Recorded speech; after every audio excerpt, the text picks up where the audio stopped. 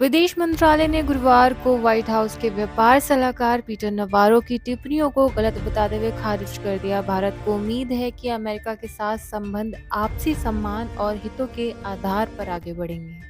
भारत सरकार ने कहा कि वह अमेरिका के साथ अपने संबंधों में ठोस एजेंडा पर ध्यान केंद्रित किए हुए हैं और उसे उम्मीद है कि दोनों देशों के संबंध आपसी सम्मान और हितों के आधार पर आगे बढ़ेंगे।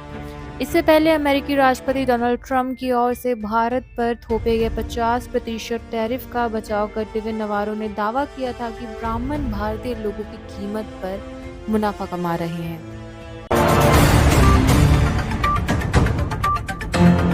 सीडीएस जनरल अनिल चौहान ने कहा कि चीन के साथ सीमा विवाद का समाधान न होना सबसे बड़ी राष्ट्रीय सुरक्षा चुनौती है। पाकिस्तान का प्रॉक्सी वॉर और भारत को कमजोर करने की रणनीति भी एक बड़ी चुनौती है।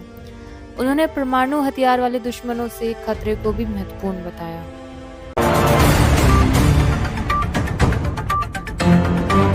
भारतीय सेना ने लेह लद्दाख के कोंगमारुला द्रोई में 17,000 फीट की ऊंचाई पर फंसे एक दक्षिण कोरियाई दंपत्ति को बचाया। सेना के एयर विंग ने बर्फीली अंधेरी रात में बिना हेलीपैड के हेलीकॉप्टर उतारकर इस बचाव अभियान को अंजाम दिया। बीमार दंपत्ति को लेह अस्पताल में भर्ती कराया गया, जहां एक पर्वतारोही की मृत्यु हो गई।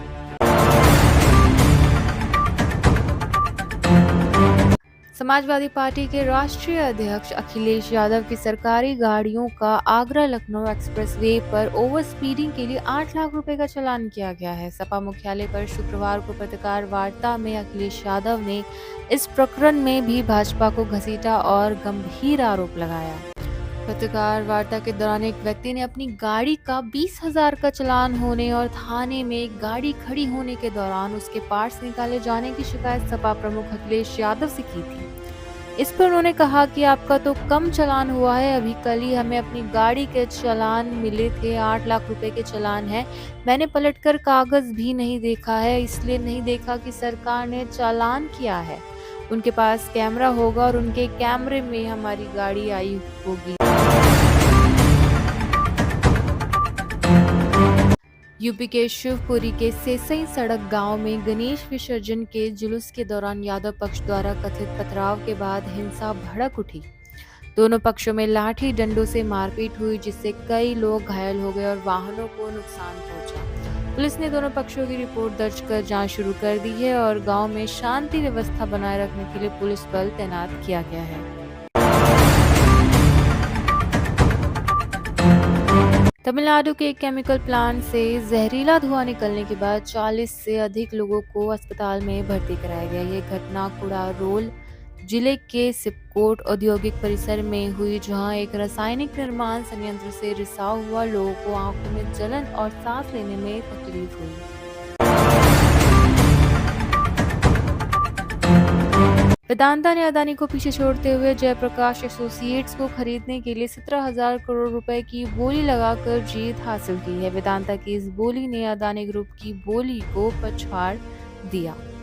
यह जेएल के लिए एक नई शुरुआत का संकेत देता है। वेदांता अब जेएल के अधिग्रहण की प्रक्रिया शुरू कर देगी।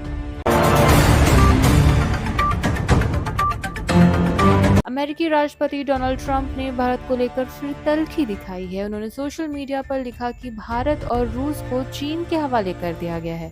ट्रंप की यह टिप्पणी भारत अमेरिकी संबंधों को और जटिल बना सकती है। विदेश मंत्रालय ने ट्रंप के बयान पर अभी तक कोई टिप्पणी नहीं की है।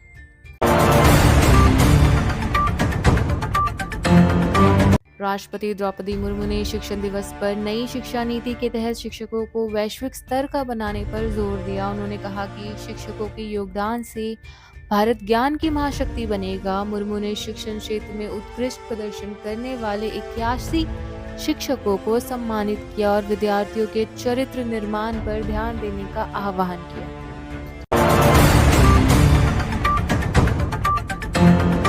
चीन ने अमेरिका पर अब तक का सबसे बड़ा साइबर हमला किया, जिसमें 80 से अधिक देश प्रभावित हुए। अमेरिकी अधिकारियों के अनुसार इस साइबर अटैक में लगभग हर अमेरिकी नागरिक की जानकारी चुराई गई, जिसमें राष्ट्रपति डोनाल्ड ट्रंप और उपराष्ट्रपति जेडी वेंस भी शामिल हैं। जांच से पता चला है कि चीन सरकार द्वारा प्रायोजित सॉल्ट टाइफून हैकिंग ग्रुप ने यह किया।